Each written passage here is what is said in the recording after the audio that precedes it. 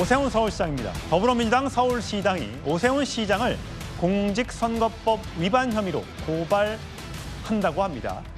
민주당은 이 발언이 문제가 있다라고 판단하고 있다고 하는데요. 어떤 발언인지 들어보시죠.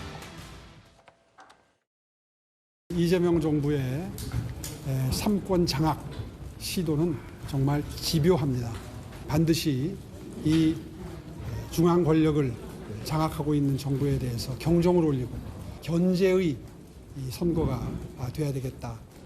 그런 어떤 사명감이랄까요? 책임감으로 임하고 있습니다. 저는 전장에 임해야 되는 장수입니다. 서울시장 후보가 어떤 입장을 가지고 전장에 임하느냐에 따라, 선거에 임하느냐에 따라 전체 선거 판도가 좌우됩니다. 저는 그 입장을 분명히 하고 있습니다. 자, 강성필 부대변인. 네. 정부에 대해 경종을 울리는 6.3 지방선거가 돼야 한다.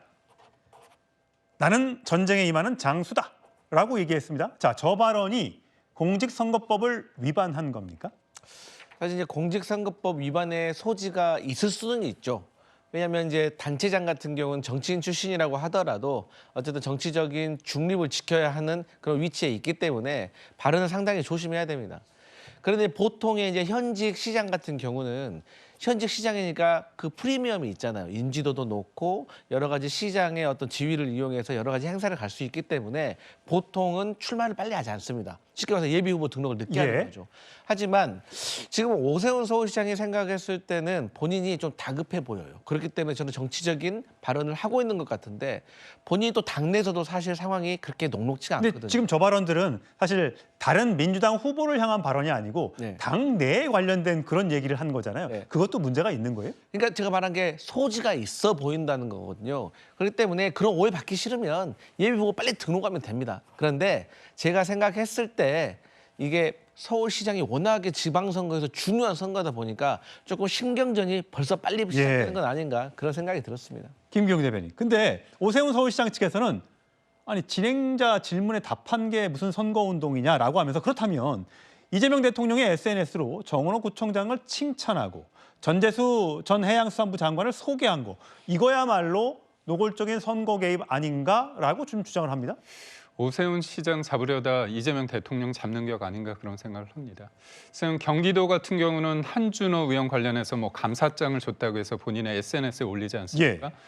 인천시장은 어떻습니까? 김교흥 의원이 나오려고 하다가 박찬대 의원이 이재명 대통령이랑 밥 먹고서 시장합니다 했더니 그냥 정리가 됐습니다.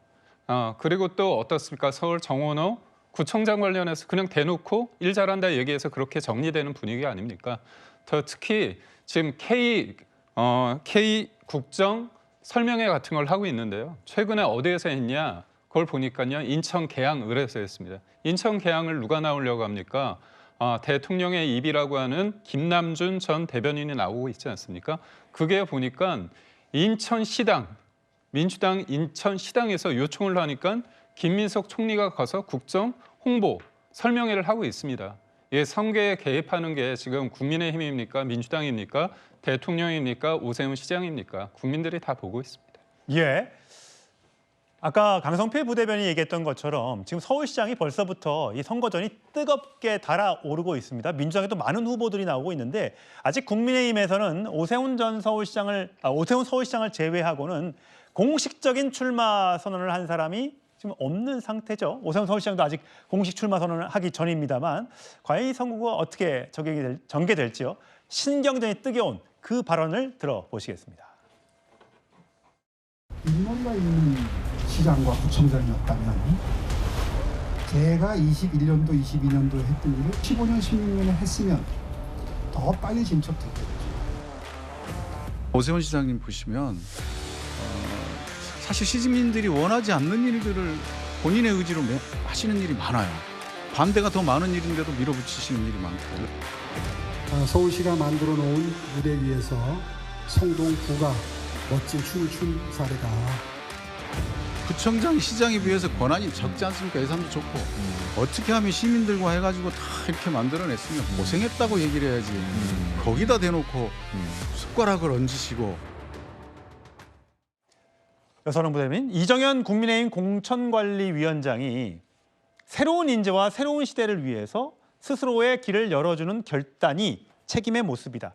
그러니까 새로운 여성이나 청년이나 이 그동안 정치의 약자로 불렸던 사람들을 많이 등용하기 위해선 기존의 권력을 갖고 있는 기존의 단체장들이 양보를 해줘야 된다라고 얘기를 해서 과연 오세훈 서울시장이 공천을 받을 수 있을 것인지 거기부터 지금 의심이 된다는 분들도 계시거든요. 그러니까 사실은 이정현 위원장의 말씀이 조금 좀 낯설게 느껴져요. 그러니까 총선 때는 물갈이 공천 이야기 많이 하거든요. 예. 그렇기 때문에 총선 때 공천관리위원장이 저렇게 현역 프리미엄 없다, 기득권 없애겠다 하는 거는 조금 이해가 되는데 지방선거에서 공천관리위원장이 현역 프리미엄을 없애겠다. 가뜩이나 지금 국민의힘 분위기도 안 준데 현역 물갈이 하겠다고 이야기하고 지금 국민의힘 내부에서는 이정현 위원장의 저 말씀이 결국에는 오세훈 서울시장, 박형준 부산시장 이렇게 타깃한 거 아니냐 이런 이야기가 나오거든요.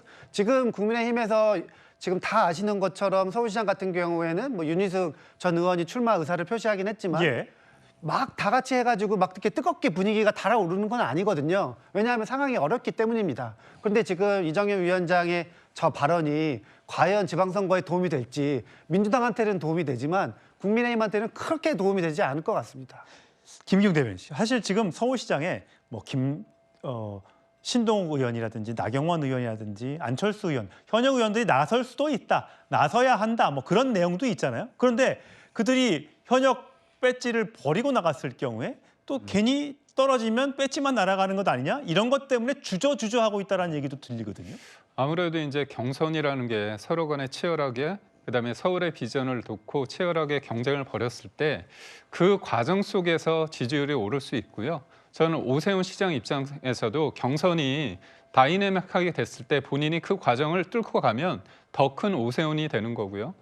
나경원 의원이나 신동훈 의원, 윤희숙 전 의원 같은 경우에 지금은 지지율이 상대적으로 덜하지만 경선을 통해서 이긴다면 오세훈 현직 시장을 이긴다면 더 큰 나경원 더 큰 윤희숙이 될 수 있다고 봅니다. 그렇기 때문에 지금 선상에서 지금 보기보다는 경선을 얼마나 역동적으로 미래지향적으로 그리고 국민과 시민들, 서울 시민한테 눈높이에 맞는 경선을 하는지가 제일 중요하다고 봅니다. 예, 알겠습니다.